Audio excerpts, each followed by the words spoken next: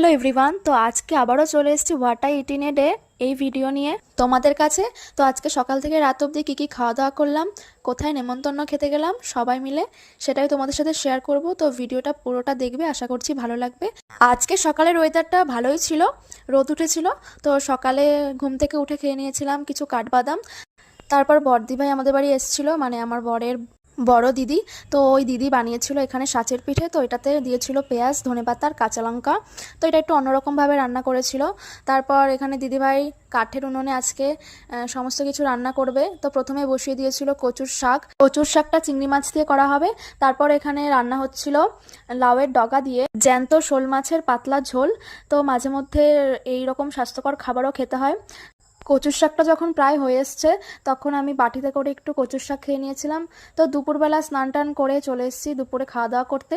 আজকে মেনুতে ছিল চিংড়ি মাছ দিয়ে কচুর শাক, কচি লাউয়ের ডগা আর আলু দিয়ে জ্যান্ত শোল মাছের পাতলা ঝোল, আর ছিল জলপাই দিয়ে টক ডাল।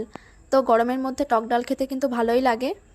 দেখো, প্রথমে কচুর শাক দিয়ে খাওয়ার পর মাছটা দিয়ে খেয়ে নিলাম। তো লাউয়ের ডগা দিয়ে কিন্তু জ্যান্ত মাছের ঝোল খেতে আমার খুবই ভালো লাগে।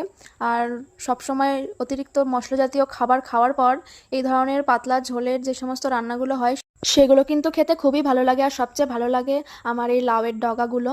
ছোটোবেলা থেকেই যে কোনো ডাঁটা খেতে আমি খুবই ভালোবাসি। তো যাই হোক, শেষে ছিল টক ডাল। খাওয়ার শেষে কোনো টক জাতীয় জিনিস খাওয়া খুবই ভালো, তাড়াতাড়ি হজম হয়ে যায়। খাওয়ার কিছুক্ষণ পরে খেয়েছিলাম একটা আখ। তারপরে আমরা সবাই মিলে চলে গেছিলাম আমার ভাগ্নির বাড়িতে, ভাগ্নির হাতে স্পেশাল বিরিয়ানি খাওয়ার জন্য। তো দেখো, বিরিয়ানি রান্না করেছিল। তো আমরা সবাই একসাথে খেতে বসে পড়েছি। তো প্রথমে ছিলাম আমি, তারপর ছিল আমার বড়মশাই, তারপর ছিল ভাইজি, তারপর ছিল ভাগ্নে, তারপর ছিল দাদা ভাই, বড় জামাইবাবু, বড় ননদ, আর লাস্টে ছিল দিদি ভাই। তো আমরা সবাই একসাথে খেতে বসে পড়েছিলাম। তো বিরিয়ানিটা খুবই ভালো হয়েছিল খেতে। ছিল স্যালাড, রায়তা আর ছিল চিকেন কষা। সবাই মিলে একসাথে খাওয়ার মজাটাই কিন্তু আলাদা। বিরিয়ানিটা কিন্তু বাড়িতে বানানো হয়েছিল। বিরিয়ানিটা এত সুন্দর হয়েছিল খেতে, কি বলবো, পুরো দোকানের মতো হয়েছিল।